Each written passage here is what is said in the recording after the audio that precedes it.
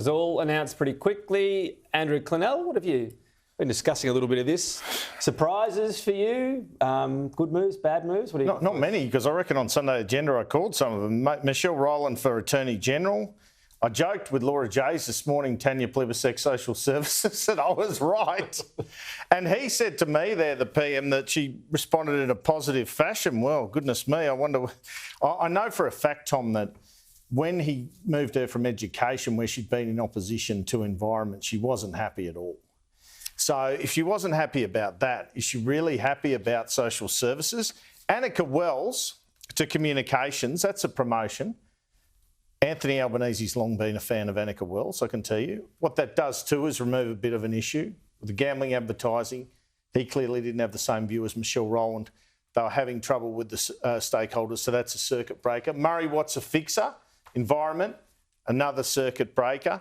And as I predicted, Tim Ayres to industry, which is, he was sort of the Assistant Minister for Made in Australia before, and very pointed there in his comments about Andrew Charlton, Cabinet Secretary, and assisting in this area. He was talking about him having a role with artificial intelligence and all this sort of thing, which, of course, Ed Husick's been out there saying, this is my level of expertise, no one can do it like me. So I thought that was pretty pointed as well. Big news there too, that Cam could be going to the Vatican. Basically, he's saying, I'm going from Jakarta to the Vatican. The Airbus is back up in the air, Tom. I mean, fair enough, I guess. And you might have very important bilats there, as he was keen to point out.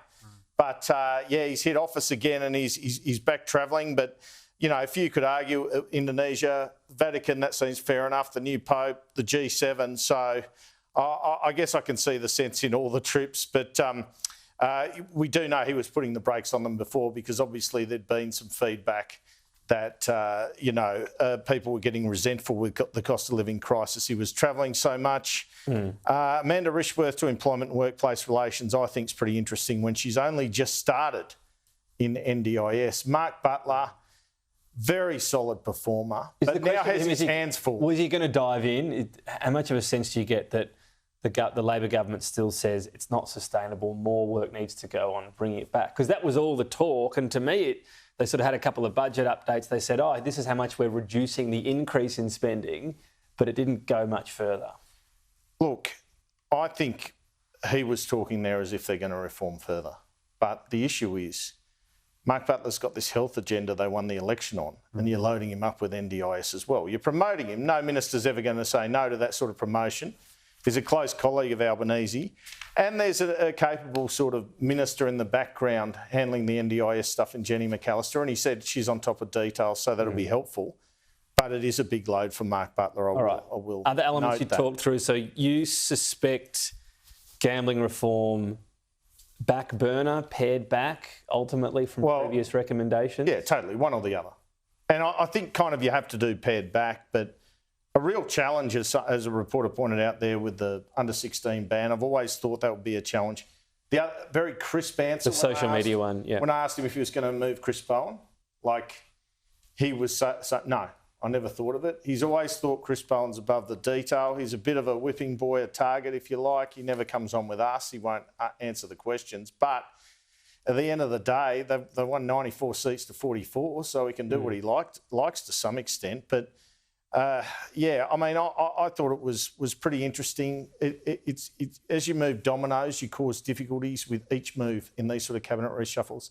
I think he's landed pretty well, but I think Tanya Plibersek will be pretty damn unhappy with social services, I've got to say. I look through this list, I don't see many others. Why do you see that as so unpalatable? Well, you're just handing out dole checks, aren't you? There's not a big pension reform. checks. Well, it's not a tough job to do as a Labor minister, though, I guess. It felt like environment was sort of hiding to nothing, especially with the Labor rank and file. This isn't that, but perhaps not the most stimulating portfolio. No, not at all. And she sees herself as a future leader, so she sees herself as someone who should have a senior portfolio. This kind of takes her out of the equation. But that education and environment gave her more of a profile, but no doubt she'll keep up her Sunrise spot and the like. The other one is Murray Watt. Yeah. So, I mean, this was the one that was hard to Tanya Plibersek. She did get some breakthroughs, and then it was kibosh close to the election. I mean, does he just have to do a different sort of breakthrough, pare it back? Because that's, I don't know, he just had IR. He was seen as a really strong government performer overall. Interesting move. You think it's a fixing I totally think it's a fixer role. Totally think it's a fixer role. And look, they did so much on IR, which was beneficial to the worker. Let's face it, in the last term, it's all done. So if Murray wants to be a reformer, his opportunities in environment. I did hear earlier today that Anthony Albanese was kind of casting about for someone to take on the job. I did hear that. I don't know, that's just in the So he might have gone, I'll do it. Murray Watt's his guy, a bit like Tony Burke's taken on Home Affairs, a difficult one for him, and now had a bit of a promotion, a bit more areas involved that he's got once the administrative orders come in. Okay. I think Murray Watt's in the same category. He's doing a favour to Albanese there. Interesting on the special envoys, there won't be one on a social cohesion. I think that was the role. I'm trying to think now. That's right. I think that's what it came in. But some other roles outlined there. Dan Ripicoli spoke about men's health during the campaign, for example, but kind of like the reward when you're not actually in the ministry, I suppose. Tim Watt's getting special envoy for the Indian Ocean. He was the assistant foreign minister, I believe, last time out. Foreign trade, maybe. Speaking up for the Indian Ocean there. And Andrew mentioned, cabinet secretary. I know they're not called secretaries anymore, most of those roles, but Andrew Charlton clearly primed there to be a bit of a face as well. Well, if ever there was indication that had the New South Wales right had that extra spot they don't have, that Husick would have been going and Charlton going into it anyway, I think it's this one. And he mentioned his work during the GFC as an economic advisor to Rudd. He's a big rap for Charlton. He's a big rap for Wells.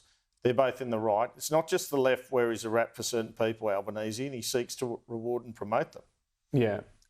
Look, he's also done that. He's got the policy level and he's seen to have secured the seat now as well. So Andrew Charlton, he's been visible. He will be again. All right, gentlemen, thank you. We'll stand by Andrew for the next item on the agenda, the National leadership, the Liberal leadership tomorrow. There's still a bit to digest.